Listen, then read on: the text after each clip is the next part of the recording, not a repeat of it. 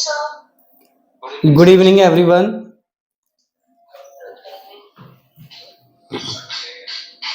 नमस्ते सर। आप लोग प्लीज अपने माइक ऑफ कर लीजिए प्लीज। अगर आपको कुछ पूछना हो तो माइक ऑन कर लेना, या फिर जब मेरी आपकी कोई क्वेरी हो तब माइक ऑन कर लीजिएगा, या जब मैं कहूंगा आप तब माइक ऑन कर लीजिएगा, ठीक है।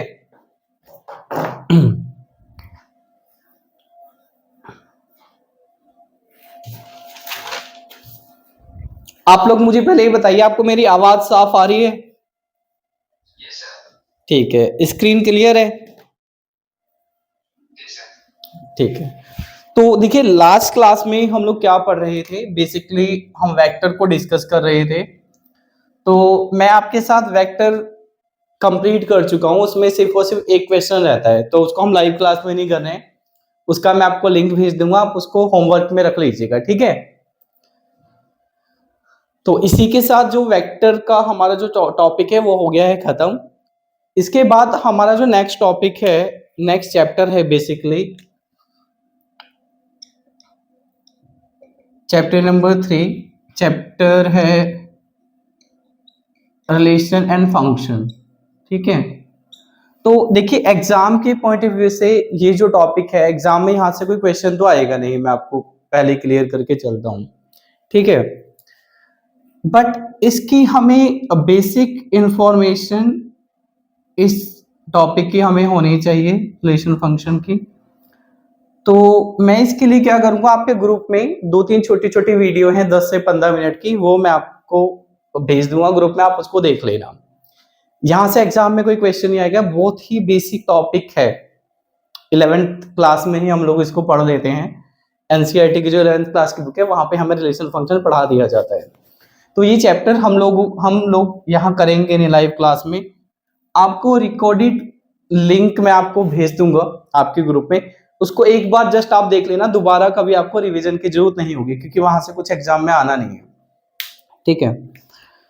हम लोग आज जो स्टार्ट करेंगे, हम लोग स्टार्ट करेंगे चैप्टर नंबर 4, और हमारा जो चैप्टर नंबर 4 है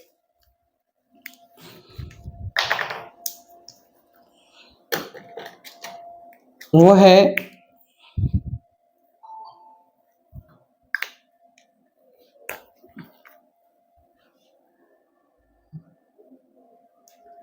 सिंपल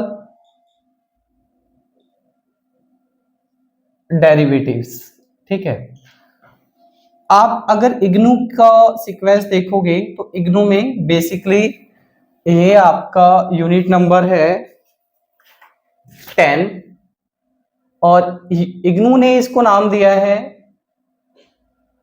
डिफरेंशियल कैलकुलस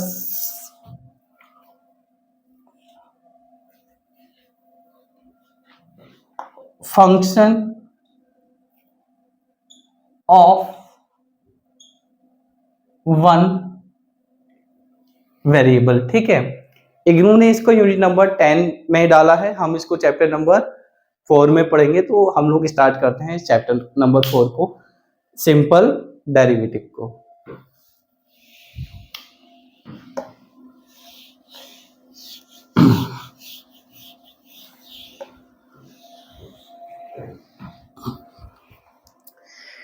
देखिए, हम जब सिंपल डिफरेंशिएशन को या सिंपल डेरिवेटिव को समझेंगे तो हम एक बात समझनी है, हमें मैथमेटिक्स में कोर मैथमेटिक्स नहीं पढ़ना है, हम लोगों को अप्लाइड मैथमेटिक्स पढ़ना है। यानी कि जो भी चीजें आप समझोगे वो साथ के साथ ये भी समझनी है कि इस कंसेप्ट को हम लोग किस तरीके से इकोनॉमिक्स में और बिजनेस में अप्लाई करेंगे। क्योंकि जो मैथमेटिक्स है वो अलग अलग चीजों में रियल लाइफ में यूज होता है, फिजिक्स में, केमिस्ट्री में, बायोलॉजी में, हर सेक्टर में मैथ यूज होता है। हमें उसको इकोनॉमिक्स और बिजनेस के पर्सपेक्टिव से समझना है।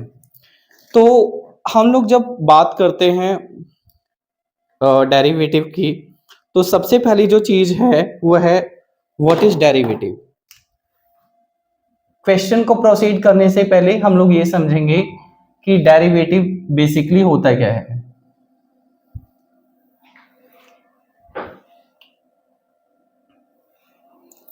ठीक है, व्हाट इज डेरिवेटिव।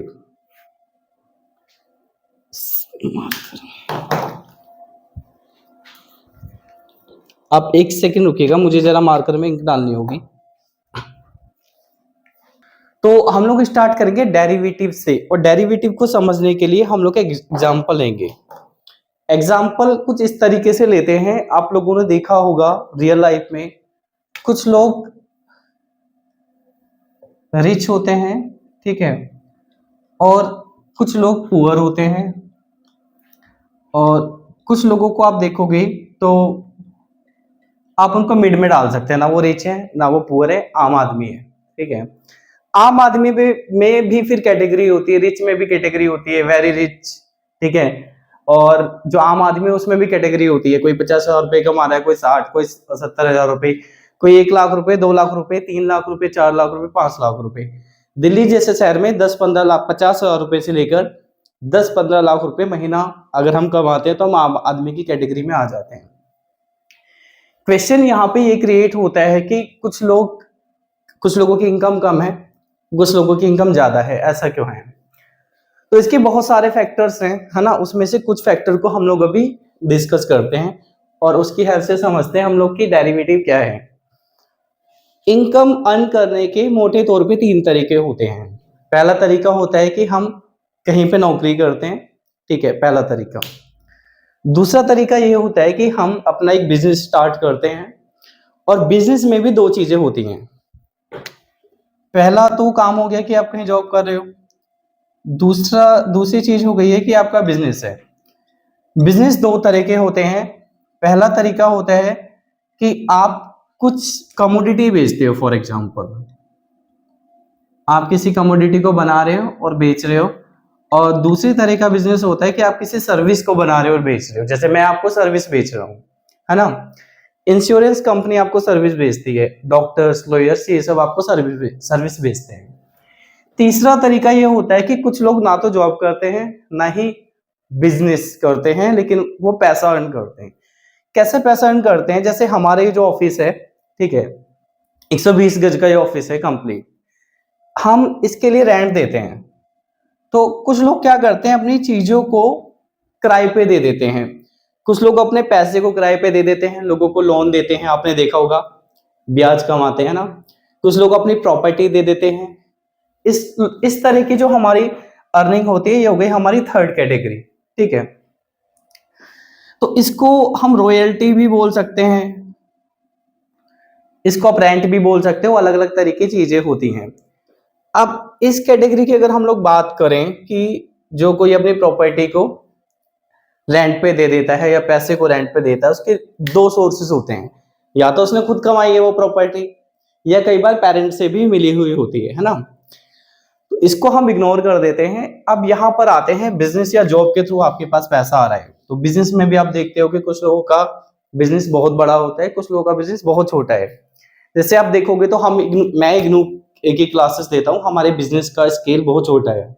दूसरी तरफ अगर हम लोग अनअकैडमी को देखते हैं तो उनके जो बिजनेस का स्केल है वो बहुत बड़ा है। अब ऐसा क्यों है? इसी तरह से हम जॉब में देखते हैं, कोई 50,000 रुपए कमा रहा है तो किसी का 1 करोड़ रुपए, 50,000 रुपए महीना यानी कि 6 लाख रुपए का पैकेज हो गया साल का। किसी का 1 करोड़ रुपए का भी पैकेज होता है, किसी का 2 का भी होता है, किसी का 10 का भी होता है। इस सबके पीछे का क्या कारण है? तो हम 2 चीजें यहां पर समझते हैं। पहली चीज अर्निंग,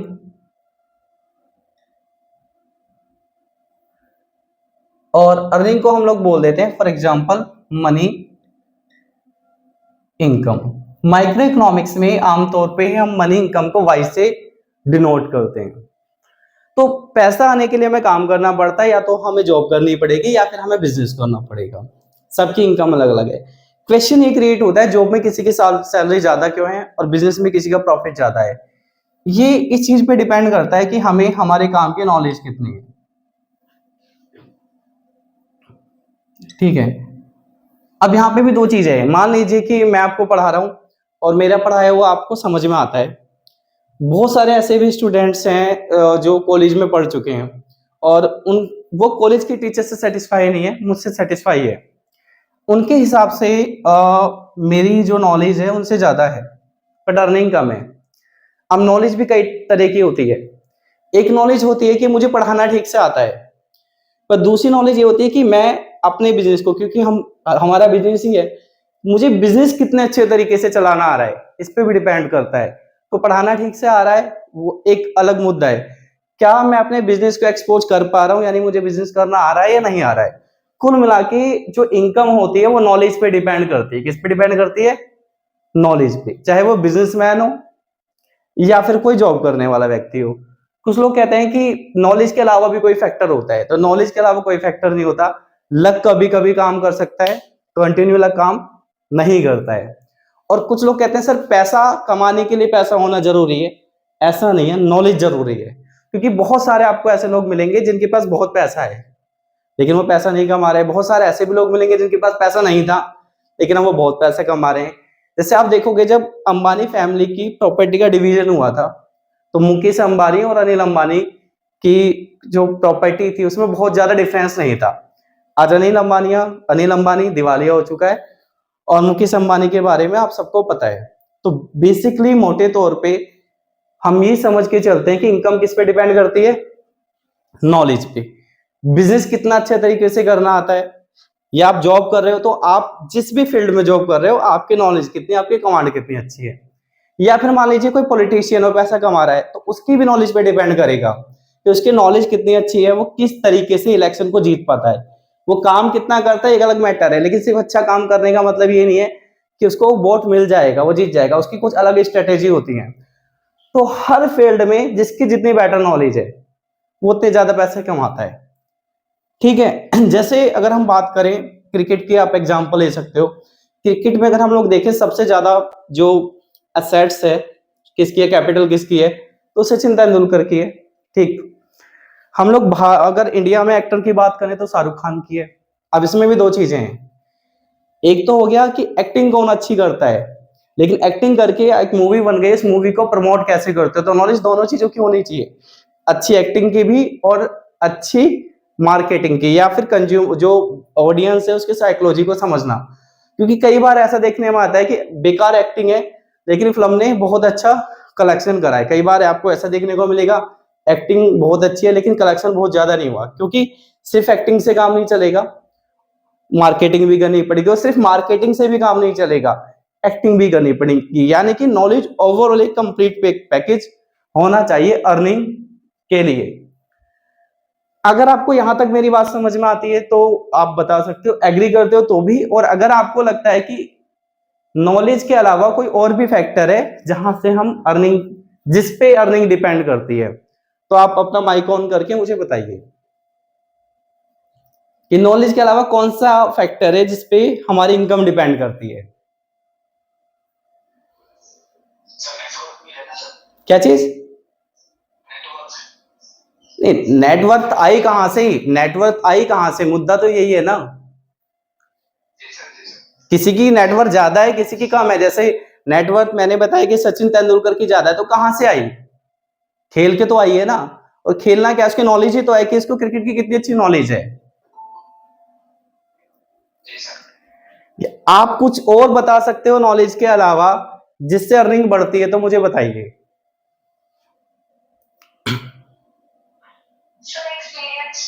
वो भी एक्सपीरियंस किस चीज का? आपको ऐसे लोग मिल जाएंगे 60 साल का व्यक्ति है, आता कुछ नहीं है, क्यों? क्योंकि नॉलेज ही नहीं है, सीखा ही नहीं कुछ। आपको 30 साल का ऐसे व्यक्ति मिल जाएगा जिसको बहुत कुछ आता है, क्योंकि उसने नॉलेज ली है ना। एक्सपीरियंस तो तभी काम आएगा जब उससे कुछ लोगे। नॉलेज गेन करना और एक्सपीरियंस होना अलग अलग बात है। मैं ऐसे लोगों को जानता हूं, जैसे जब मैं कॉलेज में पढ़ता था, 60 साल उम्र है, रिटायर होने वाले हैं, लेकिन पढ़ाना नहीं आ रहा, यानी उन्होंने अपने एक्सपीरियंस से कुछ नहीं सीखा। कुछ ऐसे टीचर्स थे जो उम्र 40 साल है, 35 साल है, लेकिन पढ़ा ठीक तरीके से रहे, है ना। कुछ ऐसे मैं लोगों को देखता हूं कि जिनकी परचून की दुकान 30 साल पहले भी वैसी चलती थी जब मैं छोटा सा था, और आज भी ऐसी चल रही है। तो उन लोगों ने अपने एक्सपीरियंस से क्या क्या करा? कुछ भी नहीं करा। रिसोर्सेस मैटर नहीं करते। तो जापान के पास तो रिसोर्सेस नहीं है, वो डेवलप कैसे हुआ? नॉलेज, नॉलेज से ही आप पैसा कर सकते हो।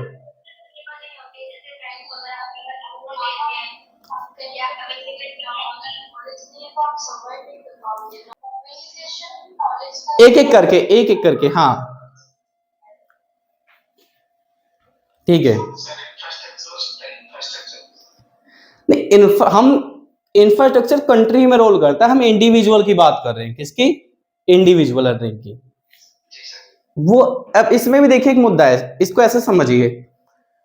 आज से बहुत साल पहले, मेरा जन्म यहाँ दिल्ली का है, मेरे पापा यूपी से बिलोंग करते हैं। यूपी में लखनऊ से लगभग 20 या 30 किलोमीटर हमारा गांव है, जहां मैं 4 साल की उम्र में गया था। उसके बाद मुझे कभी जाने का मौका मिला नहीं, आप देखते हैं कभी, ठीक है। उस टाइम पे वहां रिसोर्सेस नहीं थे, मेरे पापा ने स्विच करा दिल्ली, इंफ्रास्ट्रक्चर बेटर नहीं था, स्विच कर गए। आज भी बहुत सारी ऐसी जगह हैं, उड़ीसा बिहार, जहाँ इंफ्रास्ट्रक्चर बेटर नहीं है, तो कुछ लोग स्विच कर जाते हैं, कुछ लोग बेटर नहीं है और इंतजार कर रहे हैं कि बेटर होगा। तो जिन लोगों ने स्विच करा उनके लिए इंफ्रास्ट्रक्चर ना होना एक मुद्दा नहीं बना, जिन लोगों ने स्विच नहीं करा उनके लिए इंफ्रास्ट्रक्चर होना मुद्दा बना। इंफ्रास्ट्रक्चर अगर ठीक नहीं है तो दूसरी जगह तो कहीं होगा, हम वहां तो स्विच कर सकते हैं ना। तो अब इसके लिए भी फिर हमें दिमाग चाहिए कि भाई मैं यहीं बैठा रहूं या फिर मैं कहीं और जाऊं।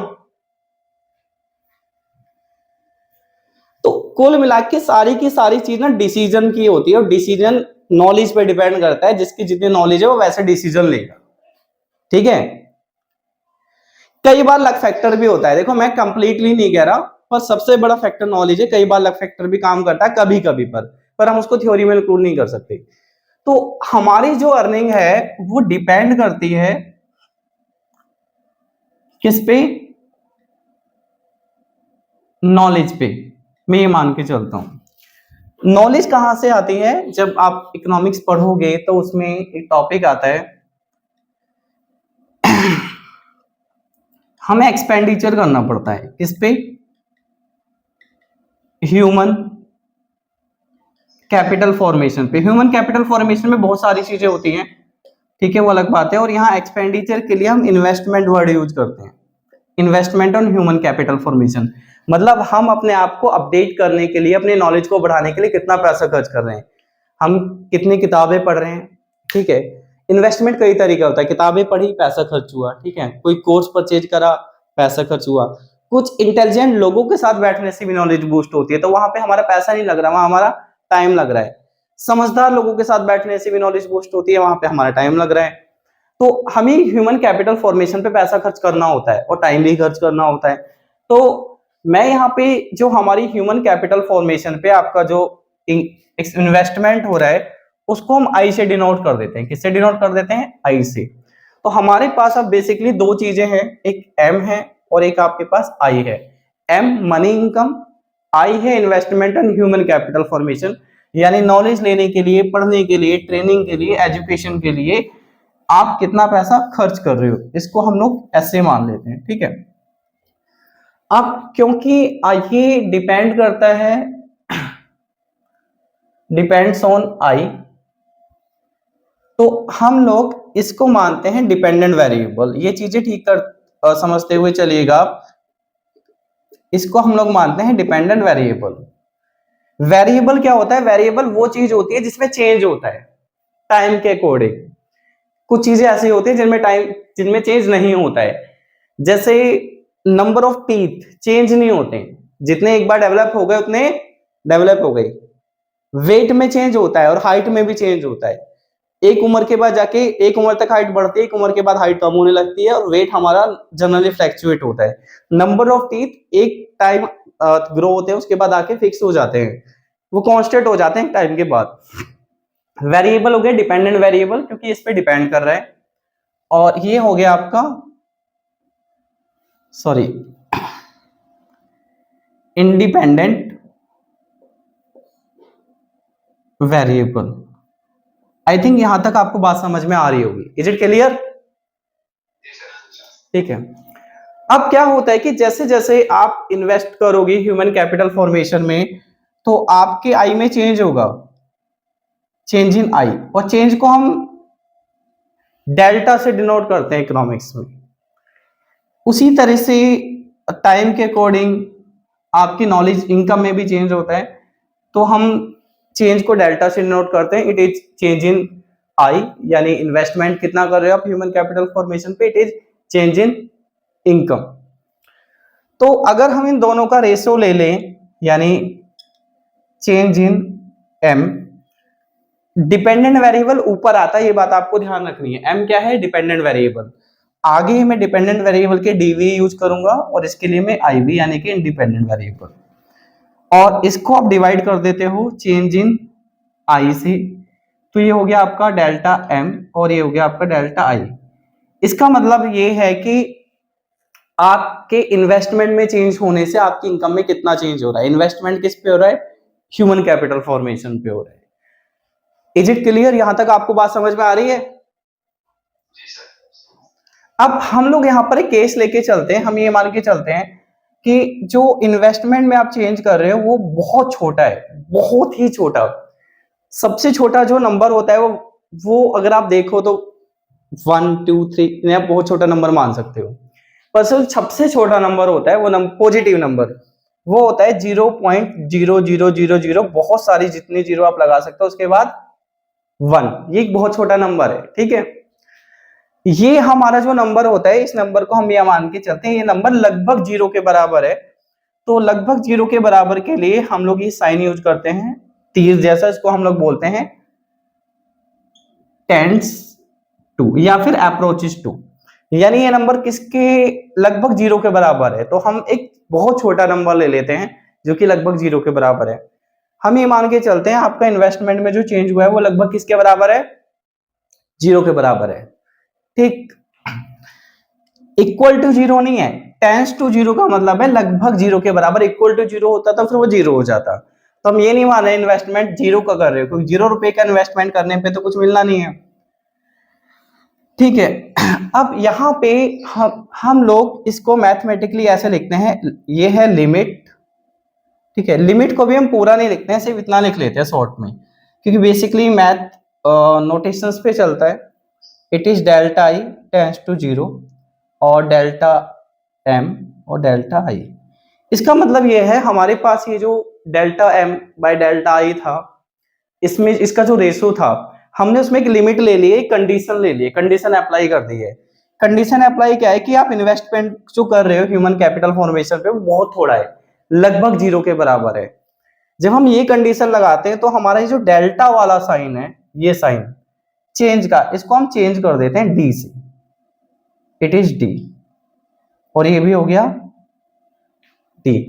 तो ये डेल्टा डी में कब चेंज हुआ? जब आपने एक कंडीशन ले ली, लिमिट ले ली। क्या लिमिट ले ली है? कि आई में जो चेंज हो रहा है वो चेंज बहुत छोटा है। कितना छोटा है? वो लगभग 0 के बराबर है। Is it clear? यहां तक किसी को कोई डाउट है? ठीक है, मैं इसको रेज करता हूं।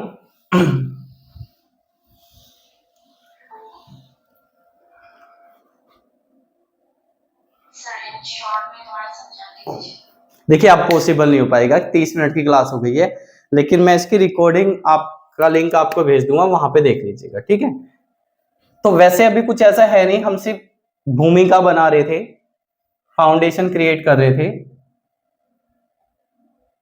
ठीक है, तो आई थिंक ये आपको ये बात समझ में आ गई। ये बेसिकली है क्या? तो ये है change in I, sorry change in M divided by change in I, यानी कि डिपेंडेंट वेरिएबल में जो चेंज हो रहा है विद किसकी वजह से? आई की वजह से। अब ये जो पूरी की पूरी कहानी है, ये नोटेशन यहां पे आ गया, इसको हम लोग क्या पढ़ते हैं? इसको आप लोग पढ़ते हो it is rate of change in M, और एम का मतलब डिपेंडेंट वेरिएबल से, किससे? Dependent variable. यहां पे एम डिपेंड कर रही है, इनकम डिपेंड कर रही है।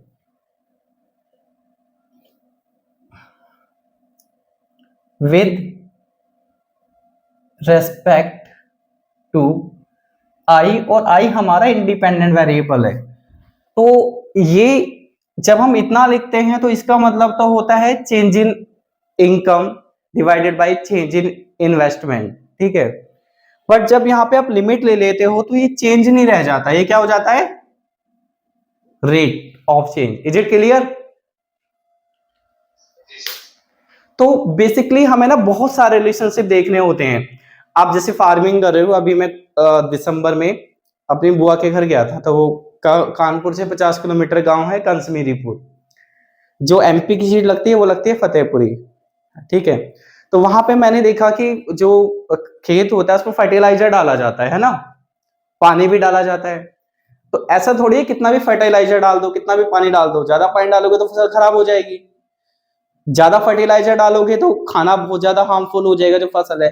तो उनको देखना पड़ता है कि फर्टिलाइजर में चेंज होने का क्रॉप पे क्या इफेक्ट पड़ेगा, यानी जब फर्टिलाइजर चेंज हो रहा है तो उसकी वजह से क्रॉप में कितना चेंज हो रहा है, या जब हम पानी जो सिंचाई है, जो इरिगेशन है, इरिगेशन में जब चेंज कर रहे हैं तो उसका क्रॉप पे क्या इफेक्ट पड़ रहा है। तो हमें इकोनॉमिक्स में, बिजनेस में इस तरह की चीजें देखनी पड़ती हैं, एग्रीकल्चर में भी। जब एक चीज चेंज हो रही है तो उसमें चेंज होने का दूसरी चीज पे कितना इम्पैक्ट पड़ रहा है। Is it clear? तो अक्सर हमें ये चीज देखनी होती है, rate of change in dependent variable with respect to independent variable, यानी एक वेरिएबल का दूसरे वेरिएबल पे क्या इंपैक्ट है, रेट ऑफ चेंज क्या है उसका। और इसी को हम लोग टेक्निकल लैंग्वेज में डेरिवेटिव बोलते हैं। It is derivative of M that is dependent variable, और विद रेस्पेक्ट टू एक्स को हम लोग, विद रेस्पेक्ट को हम इतना लिख के चलेंगे, विद रेस्पेक्ट टू आई यानी कि इंडिपेंडेंट वेरिएबल। तो बेसिकली डेरिवेटिव क्या होता है, ये और एक ही चीज है। डेरिवेटिव होता है rate of change independent variable with respect to independent variable. तो अगर डेरिवेटिव की हम लोग डेफिनेशन दें तो आप डेरिवेटिव की डेफिनेशन ये दे सकते हो, it is rate of change in dependent variable with respect to independent variable.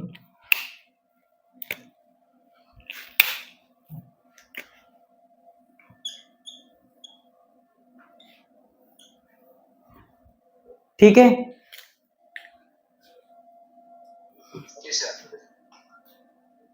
अगर यहां तक किसी को कोई डाउट है, कुछ समझ में नहीं आ रहा है तो आप पूछ सकते हो मेरे से।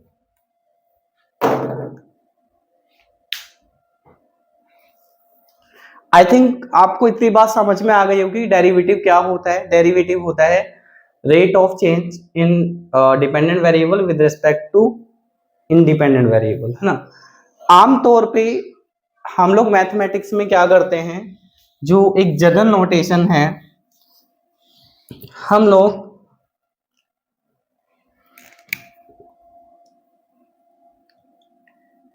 डिपेंडेंट वेरिएबल को y से डिनोट करते हैं और इंडिपेंडेंट वेरिएबल को x से डिनोट करते हैं, और इसको हम लोग पढ़ते हैं derivative of y with respect to x। ठीक है, और ये आपको क्या बता रहा है, ये आपको बता रहा है rate of change in y यानी dependent variable with respect to change in x। तो डेरिवेटिव, इसको आप लोग क्या पढ़ोगे, इसको पढ़ोगे आप derivative of y with respect to x। बताता क्या है, ये बताता है आपको कि y में x की वजह से किस रेट से चेंज होना है। और ये बहुत सारी जगह, हर जगह लाइफ में कोई ऐसी चीज नहीं है जहां पर डेरिवेटिव का यूज नहीं होता हो। ऐसे कोई भी सेक्टर नहीं है, आर्मी है, कोई भी डिफेंस सिस्टम है, बिजनेस है, साइंस है, हर जगह डेरिवेटिव का चेंज होता है, क्योंकि हमें एक चीज का दूसरी चीज से रिलेशन हर जगह देखने की जरूरत पड़ती है। ठीक है, हम बाइक में, कार में पेट्रोल भरवाते हैं तो भी हमें देखना होता है ना, हमें कितने किलोमीटर जाना है, कितना पेट्रोल डलवाना है, कि हमारा 1 लीटर पेट्रोल इतने का एवरेज देगा, है ना। तो उतने ही हम पेट्रोल डलवाते हैं कि मैं पेट्रोल में इतना चेंज करूंगा तो मेरे डिस्टेंस में इतना चेंज आएगा। फॉर एग्जांपल मेरे पास एक 2 व्हीलर है, वो 30 की एवरेज देता है, स्कूटी 30 की एवरेज देती है, और मुझे जाना है 100 किलोमीटर। तो मैंने एवरेज लगाया कि 1 लीटर पेट्रोल में चेंज करूंगा तो डिस्टेंस में कितना चेंज आएगा, 30 किलोमीटर। तो 100 किलोमीटर जाने के लिए मैं 3 लीटर से ज्यादा डलवाऊंगा। और थोड़ा सा रिस्क फ्री एक फैक्टर को लेते हुए थोड़ा और एक्स्ट्रा डलवा लूंगा 3.5 लीटर। Is it clear? आगे चले।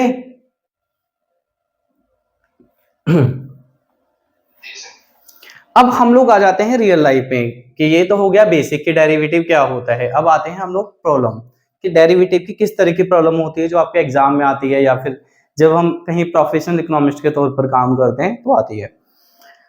तो सबसे पहले हमें डिसाइड करना पड़ता है कि हम किस चीज का इम्पैक्ट किस चीज पे देखना चाहते हैं, है ना। बहुत सारी चीजें होती हैं, किस चीज का इम्पैक्ट किस चीज पे देखना चाहते हैं, यानी हमारी स्टडी किस चीज की है। उसके वेरिएबल हमने डिसाइड कर लिए। वेरिएबल डिसाइड करने के बाद हम लोग कुछ डाटा लेते हैं, पास्ट का डाटा। हर चीज की कुछ इंफॉर्मेशन होती है, एक रिकॉर्ड होता है। तो जिस चीज के बारे में हमें स्टडी करनी है, चीज देखना है, हम उसका पास्ट का डाटा ले लेंगे, ठीक है। उसके बाद उस डाटा को यूज करके हमारे पास कुछ मेथड्स होते हैं, उस मेथड से इक्वेशंस बनाई जाती है। क्या बनाई जाती है? यस, इक्वेशंस बनाई जाती है। तो बहुत तरह की इक्वेशंस होती हैं, अलग अलग तरह की, ठीक है। अब वो जो इक्वेशन है उसका फिर एक ग्राफ भी होता है। हर इक्वेशन का अपना एक ग्राफ होता है अलग अलग तरीके का।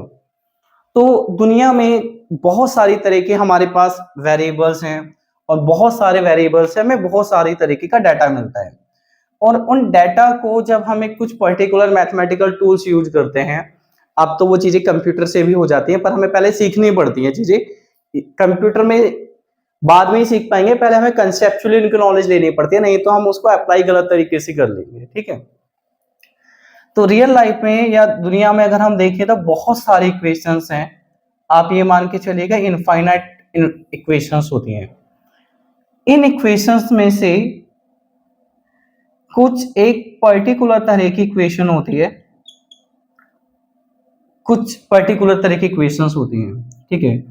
उन इक्वेशंस को हम फंक्शन कहते हैं। क्या कहते हैं? फंक्शन। दुनिया में बहुत सारी इक्वेशंस हैं, उन इक्वेशंस में से हमने कुछ इक्वेशन पिक कर ली। वो कौन सी पिक करी वो हम बाद में डिस्कस करेंगे। और हमने उन इक्वेशन को नाम दे दिया अलग कि तुम फंक्शन हो, नहीं तो कंफ्यूजन क्रिएट होगा। ये भी कहने लगेंगे नहीं हम तो इक्वेशन है। तो हमने उनको क्या दे दिया? नाम दे दिया कि भाई तुम इक्वेशन तो हो पर तुम अलग तरह की इक्वेशन, हम तुम्हें नाम देते हैं फंक्शन का। तो बेसिकली फंक्शन एक इक्वेशन ही होती है। क्या होती है? फंक्शन एक इक्वेशन होती है। और वो इक्वेशन एक पर्टिकुलर प्रॉपर्टी को फॉलो करती है। वो क्या होता है वो मैं आपको लिंक भेज दूंगा, आप उसको देख लीजिएगा, हम इसके डिटेल में नहीं जाएंगे। हम लोग ये समझेंगे कि जो फंक्शन होता है, क्योंकि जब भी आपको डेरिवेटिव कैलकुलेट करना है तो आपको फंक्शन दिया जाएगा। जैसे हमने यहाँ पे बात करी पेट्रोल की, डिस्टेंस की, तो बहुत कॉम्प्लिकेटेड प्रॉब्लम्स होती है, बहुत कॉम्प्लिकेटिव डाटा होता है। डाटा को यूज करके इक्वेशन बनती है। हम सारा का सारा जो ट्रीटमेंट है इक्वेशंस, जो पर्टिकुलर टाइप की इक्वेशन है फंक्शन, वो सारा का सारा जो कैलकुलेशन हमें करनी होती है वो सब हम किसके साथ करते हैं? फंक्शन के साथ करते हैं, ठीक है। देखो ये ना थ्योरी आपको बहुत ज्यादा क्लियर होनी जरूरी है, मैं इसलिए कह रहा हूं क्योंकि न्यूमेरिकल सॉल्व करना एक अलग मैटर है। आप माइक्रो इकोनॉमिक्स जैसे पढ़ोगे तो अप्लाइड क्वेश्चन आते हैं यहाँ पे भी, माइक्रो इकोनॉमिक्स में भी। अगर आप एक थ्योरी क्लियर नहीं है ना तो मैथमेटिकल टूल पता होने के बाद भी आप गलत तरीके से अप्लाई कर दोगे, क्वेश्चन हो जाएगा फिर गलत, ठीक है। एक होता है कोर मैथमेटिक्स, हमें न्यूमेरिकल सॉल्व करना है। आपको सिर्फ न्यूमेरिकल सॉल्व नहीं करना है, आपको अप्लाइड प्रॉब्लम सॉल्व करनी है। नहीं तो मैं सीधा सीधा आपको न्यूमेरिकल क्वेश्चन भी करा सकता था, लेकिन उसमें फिर वही है, आप जो थ्योरी बेस्ड क्वेश्चन आएगा, अप्लाइड क्वेश्चन आएगा, वहां गड़बड़ हो जाएगी। तो डेरिवेटिव क्या होता है ये हम लोगों ने समझ लिया है। अब नोट्स में अगर आप देखोगे तो आपके नोट्स में सबसे पहला जो टॉपिक है, it is topic 1, how to read a function. आप में से बहुत सारे लोगों को पता होगा एक फंक्शन को हम कैसे रीड करते हैं, how to read a function. Function क्या होता है? फंक्शन एक इक्वेशन ही होती है, ये मैंने आपको बता दी है। आमतौर पे फंक्शन को लिखने का जो तरीका होता है वो ये होता है, ठीक है। इसमें y आपका डिपेंडेंट वेरिएबल है, x आपका इंडिपेंडेंट वेरिएबल है, f हम फंक्शन के लिए यूज कर रहे हैं। और इस इक्वेशन को क्या पढ़ा जाता है? इस इक्वेशन को हम लोग पढ़ सकते हैं f ऑफ x, या फिर f is the function of x। x किसका फंक्शन है? x का फंक्शन है। आप इसे ऐसे भी पढ़ सकते हो, एफ याद रखने के लिए एफ डिपेंड्स ऑन एक्स, पर हमारा जो जनरल तरीका है वो ये है एफ ऑफ एक्स, ठीक है, जो मैंने हाईलाइट कर दिया है वो हमारा जनरल तरीका है, function of F is the function of x, ठीक है।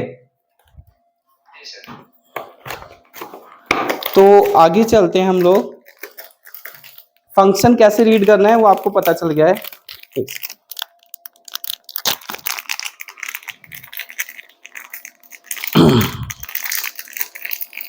अब हम लोग आते हैं न्यूमेरिकल क्वेश्चंस पे, कि जो न्यूमेरिकल क्वेश्चन है किस तरह की प्रॉब्लम हमें दी जाती है और किस तरह से हमें चीजें सॉल्व करनी होती है, ठीक है। तो हम ये मान के चलते हैं कि आपको ये आपके लिए क्वेश्चन है, ये क्या है, आपके लिए क्वेश्चन है, और आपसे कहा है कि आप इसका डेरिवेटिव कैलकुलेट करो, ठीक है। तो अच्छा एक चीज और भी है, जैसे आप लोग यूट्यूब पे भी आपने काफी क्लासेस देखी होंगी क्लास ज्वाइन करने से पहले, और आप में से कुछ लोगों ने तो स्कूल में मैथ पढ़ा भी होगा, कॉलेज में भी मैथ पढ़ा होगा। तो दो चीजें हम लोग सुनते हैं, एक डेरिवेटिव और एक डिफरेंशिएशन। क्या डिफरेंशिएशन भी आप सुनते हो और आप डेरिवेटिव भी सुनते हो, दोनों चीजें अलग हैं। डेरिवेटिव अलग होता है, डिफरेंशिएशन अलग होता है। आज की क्लास में हम लोग समझेंगे कि डेरिवेटिव और डिफरेंशिएशन के बीच में डिफरेंस क्या है, ठीक। तो मान लीजिए मैं मान लेता हूं ये हमारा क्वेश्चन है और हमसे कहा है कि आप इसका डेरिवेटिव फाइंड आउट करो।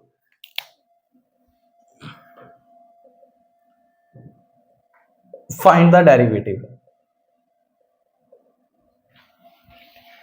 तो आप लोग लिखोगे सबसे पहले, ये एक एब्रिविएशन है डिफरेंशिएटिंग का, किसका, डिफरेंशिएटिंग, ठीक है, differentiating with respect to x. इसका मतलब है ये जो आपके पास इक्वेशन है जो कि एक फंक्शन है, हम इस पूरे फंक्शन का डेरिवेटिव फाइंड आउट कर रहे हैं, डिफरेंशिएशन कर रहे हैं, किसके रेस्पेक्ट में, एक्स के रेस्पेक्ट में, क्योंकि हमें देखना होता है rate of change dependent variable में एक्स के रेस्पेक्ट में हमें देखना होता है, क्योंकि वाई में चेंज किसकी वजह से होगा, एक्स की वजह से होगा, क्योंकि ये डिपेंड करता है ना इस पे, तो इसमें चेंज होगा इसकी वजह से, तो आपको एक्स के रेस्पेक्ट की वजह से देखना है। तो दोनों तरफ हमें डेरिवेटिव करना है, हम लेफ्ट साइड का भी हमें डेरिवेटिव फाइंड आउट करना है और हमें राइट साइड का भी डेरिवेटिव फाइंड आउट करना है। तो लेफ्ट साइड का जो डेरिवेटिव होगा वो आप लोग ऑलरेडी समझ चुके हो, उसको हम ऐसे लिख देंगे। ये इसका मतलब क्या है, इसका मतलब है derivative of y with respect to x। ये तो हो गया लेफ्ट साइड। राइट साइड की बात करें तो ये एफ एक्स, ठीक है, ये सॉरी, जैसे ये y है, यहां y की जगह हमारे पास क्या आ जाएगा, एफ एक्स, ठीक है। तो इसको हम लोग क्या पढ़ेंगे, इसको हम लोग पढ़ेंगे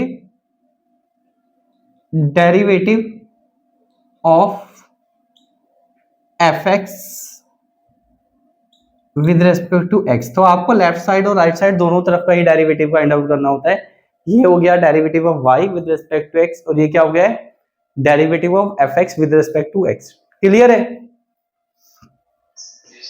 ठीक है। अब थोड़ा सा हम और आगे चलते हैं, तो एफ एक्स का जो यस देखो, हमें इसका डेरिवेटिव फाइंड आउट करना है इस इक्वेशन का, तो हम y और जो लेफ्ट साइड है राइट साइड दोनों का डेरिवेटिव करेंगे, फाइंड आउट करेंगे। तो डेरिवेटिव फाइंड आउट करने के लिए हम जिस प्रोसेस को फॉलो कर रहे हैं, हम एक स्टेटमेंट लिख लेते हैं कि differentiating with respect to x। तो y का डेरिवेटिव होता है dy अपॉन dx। बेसिकली हमें रेट ऑफ चेंज देखना है y में, तो उसको ऐसे डिनोट करेंगे, ये हमने देख ही लिया है ना। इसको कैसे लिखोगे आप, एफ डी, इसको ऐसे लिखोगे, जैसे y का डेरिवेटिव है वैसे किसका डेरिवेटिव हो जाएगा, एफ एक्स का हो जाएगा। तो ये किसका डेरिवेटिव है, y का, ये किसका डेरिवेटिव है, एफ एक्स का। क्लियर है।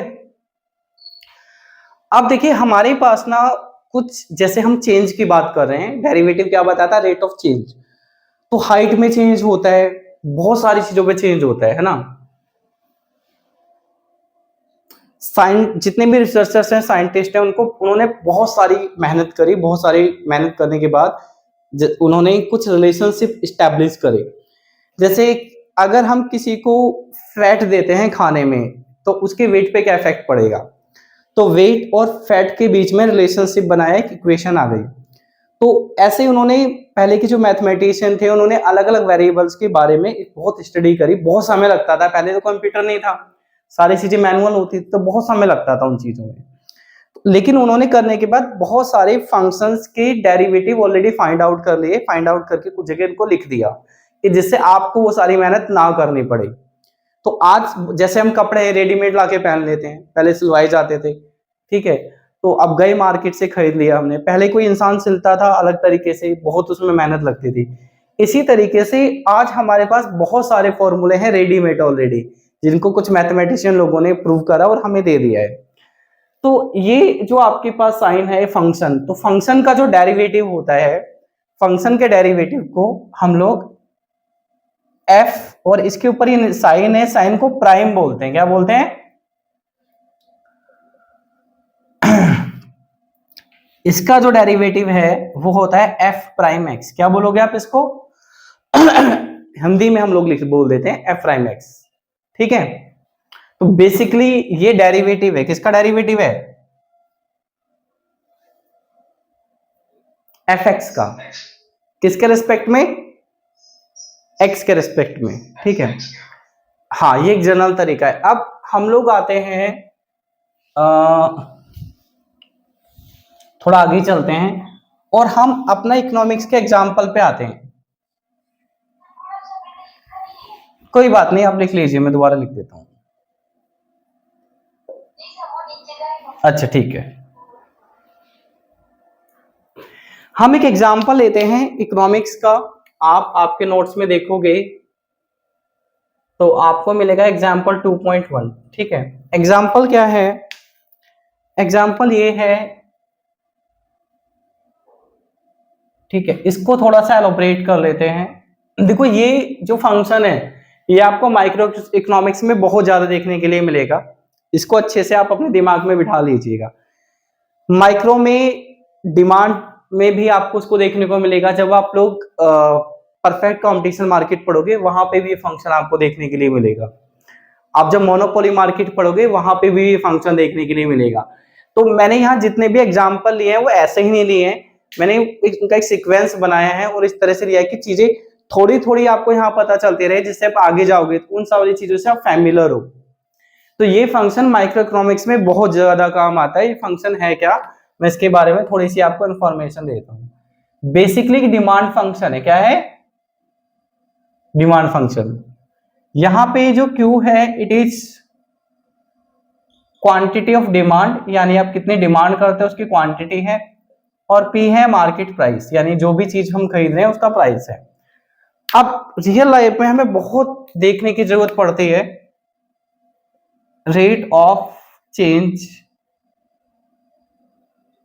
इन demand with respect to price. Market, consumer तो इन चीजों पे ध्यान नहीं देता है, पर मार्केट में जो बिजनेसमैन होते हैं वो इन चीजों पे बहुत ध्यान देते हैं कि प्राइस में चेंज होने का डिमांड पे क्या इफेक्ट पड़ रहा है। उस चीज को देख के ही प्राइस इंक्रीज करा जाता है। अगर प्राइस इंक्रीज करने से डिमांड डिक्रीज हो गई, डिक्रीज हो जाए फर्क नहीं पड़ता, थोड़ी बहुत हो जाए तो कोई फर्क नहीं पड़ता, है ना।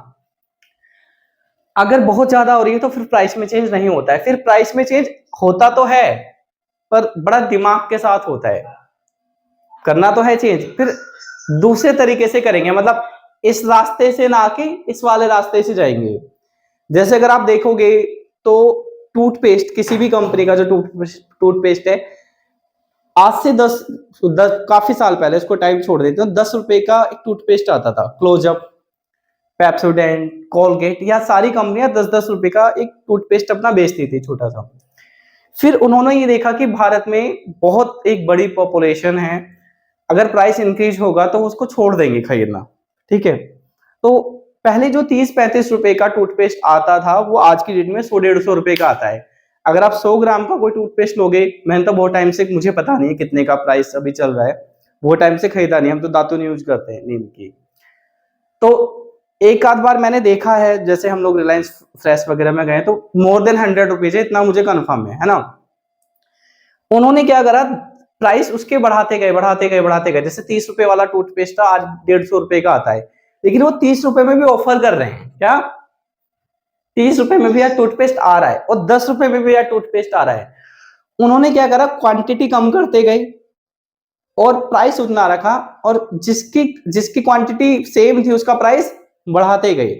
तो फॉर एग्जांपल पहले 100 रुपीज का आता था, 100 ग्राम का टूथपेस्ट कोई 30 रुपीज का आता था, तो उन्होंने क्या करा, 30 रुपीज का ही देते रहे और 100 ग्राम की जगह 90 ग्राम कर दिया। पहले 95 ही करा, इवन 95 करा, फिर 1-1.5 साल ऐसे चलाया, फिर कितना ग्राम कर दिया, 90 कर दिया, फिर 1-1.5 साल चलाया, फिर 85 कर दिया, फिर 1-1.5 साल चलाया, 80 कर दिया, फिर 1-1.5 साल चलाया, 75 कर दिया।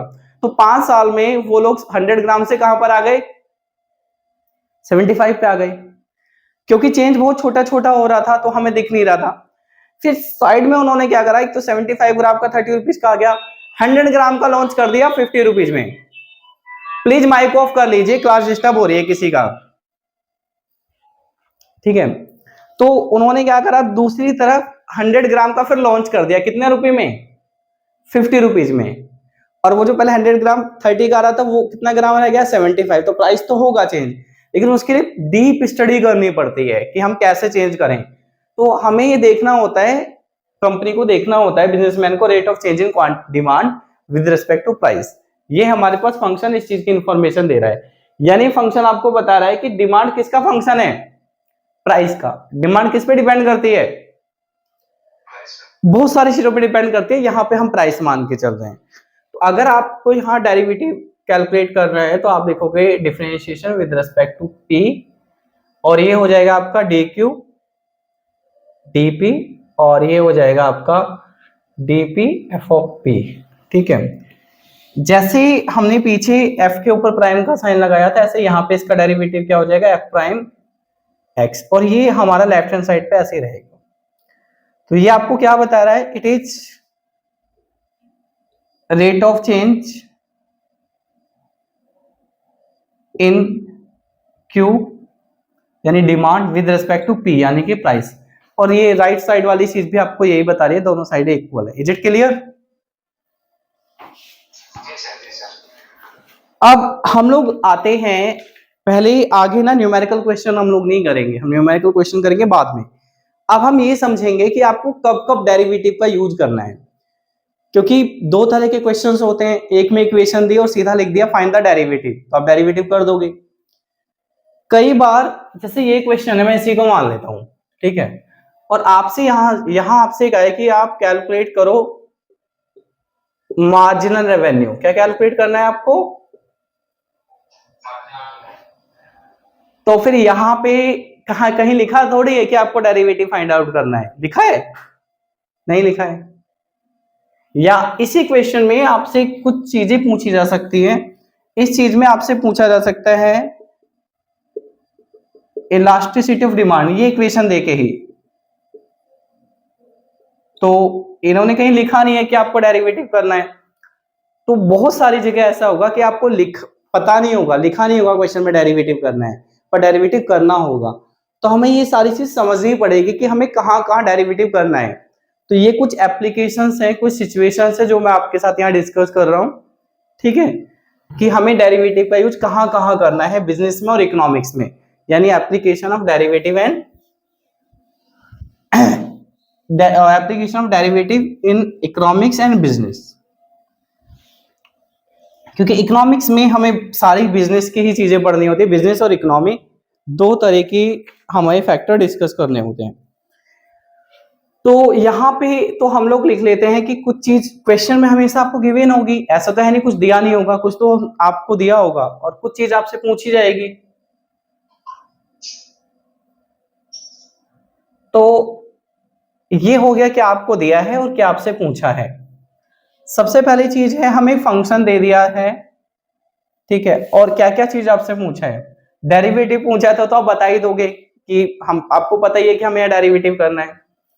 आपसे पूछा है रेट ऑफ चेंज, क्या पूछा है, रेट ऑफ चेंज, तो आप क्या करोगे, डेरिवेटिव फाइंड आउट करोगे, और डेरिवेटिव रेट ऑफ चेंज होता है तो आपको पता ही है। दूसरी चीज आपसे पूछिए स्लोप, क्या पूछिए, स्लोप ऑफ फंक्शन, तो भी आप डेरिवेटिव यूज करोगे, ठीक है। तीसरी चीज, अगर आपसे किसी चीज की मैक्सिमम वैल्यू पूछी है या फिर किसी चीज की मिनिमम वैल्यू पूछी है, तो भी आप किसको यूज करोगे, डेरिवेटिव का यूज करोगे, हाँ। और तीसरी चीज है, अगर आपसे पूछा है इंक्रीज इन फंक्शन या फिर डिक्रीज इन फंक्शन, देखो कुछ चीजें तो क्रिस्टल क्लियर है, वो आपको रटनी नहीं पड़ेगी। जैसे रेट ऑफ चेंज है, तो डेरिवेटिव तो रेट ऑफ चेंज है ही, आप कर दोगे, समझ में आ रही है बात। स्लोप क्लियर नहीं है, आगे हम स्लोप का कंसेप्ट पढ़ेंगे तो आपको थोड़ा क्लियर हो जाएगा, पर स्लोप में भी आपको डेरिवेटिव का यूज करना है। मैक्सिमा मिनिमा का मतलब समझ लेते हैं। हमारे पास जब कोई चीज होती है तो ये इसकी मैक्सिमम वैल्यू है, और ये मान लीजिए कोई फंक्शन है, इसकी मिनिमम वैल्यू है, तो मैक्सिमम और मिनिमम में भी क्या करना पड़ता है, डेरिवेटिव करना पड़ता है। अच्छा, इंक्रीज और डिक्रीज में तो हमें साफ ही दिख रहा है क्या क्या हो रहा है, चेंज हो रहा है। इसमें तो कुछ चीज छुपी नहीं है, तो जहां भी चेंज होगा वहां किसका यूज करना है, वहां डेरिवेटिव का यूज करना। तो इसमें तो कुछ छुपा ही नहीं है, ये तो क्रिस्टल क्लियर है बिल्कुल, ये वाली बात कि हमें डेरिवेटिव यूज करना है। ये चीज भी क्रिस्टल क्लियर है कि हमें डेरिवेटिव यूज करना है। इसमें अभी आपको थोड़ा सा याद करना पड़ेगा, आगे ये चीज भी क्लियर हो जाएगी जब आपको ये पता चलेगा कि फंक्शन बेसिकली होता क्या है। यहाँ पर एक टेबल बना लेते हैं, और इसी तरह की कुछ एक टेबल आपके नोट्स में भी हमने दी हुई है, ठीक। अब कई बार क्या होता है, फंक्शन तो फंक्शन हो गया, पर फंक्शन के भी कुछ टाइप होते हैं। हम इकोनॉमिक्स में बहुत कॉमनली माइक्रो इकोनॉमिक्स में यूज करते हैं डिमांड फंक्शन। तो अगर आपको डिमांड फंक्शन दिया है तो दो चीजें आपसे एग्जाम में पूछी जा सकती है। देखो, स्लोप पूछी जा सकती है,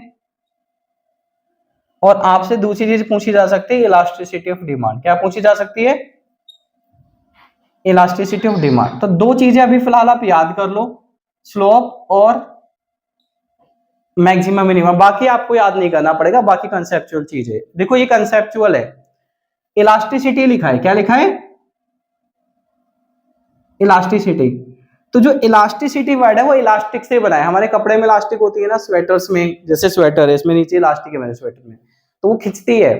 तो इलास्टिक का मतलब होता है जो चीज खिंच रही है, यानी जिसमें क्या हो रहा है, चेंज। और इलास्टिक से बना इलास्टिसिटी, तो इलास्टिसिटी अपने आप में ही बता रही है क्या हो रहा है, चेंज हो रहा है।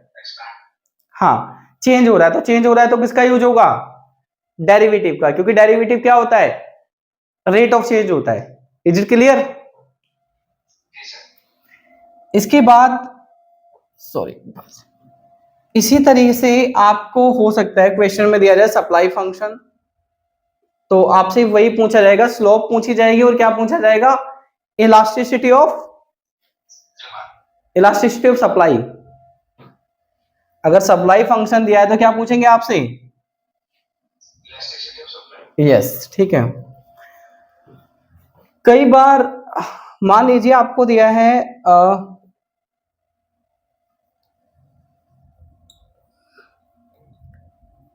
ये क्या लिखा है, यस, ठीक है। प्रोडक्शन फंक्शन को हम लोग टोटल प्रोडक्ट भी बोलते हैं, क्या बोलते हैं, ये मान लीजिए टोटल प्रोडक्ट। तो आपसे क्वेश्चन में पूछा जा सकता है मार्जिनल प्रोडक्ट, क्या, हाँ। और देखो, किसी, आपको ये बात ध्यान रखनी है, अगर आपको किसी भी चीज का टोटल दिया है, कोई भी चीज, जैसे टोटल रेवेन्यू दिया है तो मार्जिनल रेवेन्यू पूछा जा सकता है, टोटल प्रोडक्ट दिया है तो मार्जिनल प्रोडक्ट पूछा जा सकता है, टोटल कॉस्ट दी है तो आपसे क्या पूछा जा सकता है, मार्जिनल कॉस्ट। तो किसी भी चीज की अगर आपको टोटल वैल्यू दी है, क्या दी है, टोटल वैल्यू, और उसकी आपको मार्जिनल निकालनी है, तो आप किसका यूज करोगे, डेरिवेटिव का यूज करोगे। क्लियर है। इसी तरह से मान लीजिए आपको यूटिलिटी फंक्शन दे दिया। यूटिलिटी फंक्शन का मतलब होता है, जैसे यहाँ पे प्रोडक्शन फंक्शन का मतलब है टोटल प्रोडक्ट, तो यूटिलिटी फंक्शन का मतलब होता है टोटल यूटिलिटी। और आपसे पूछी जाए मार्जिनल, तो जब भी किसी चीज का मार्जिनल आपसे पूछा जाएगा तो आप किसका यूज करोगे, डेरिवेटिव का। मोटे तौर पे आपको याद रखना है, रेट ऑफ चेंज में किसका यूज होता है, डेरिवेटिव का। स्लोप में डेरिवेटिव का यूज होता है, मैक्सिमा मिनिमा में होता है, इंक्रीजिंग डिक्रीजिंग में होता है, इलास्टिसिटी में होता है, मार्जिनल वैल्यू में डेरिवेटिव का यूज होता है, ठीक है। आज की क्लास में इतना ही पढ़ेंगे, कल क्लास होगी नहीं, सैटरडे है, संडे को भी नहीं होगी, तो कल और परसों का जो होमवर्क है उसका लिंक मैं आपको आपके ग्रुप में सेंड कर दूंगा, ठीक है। Good night.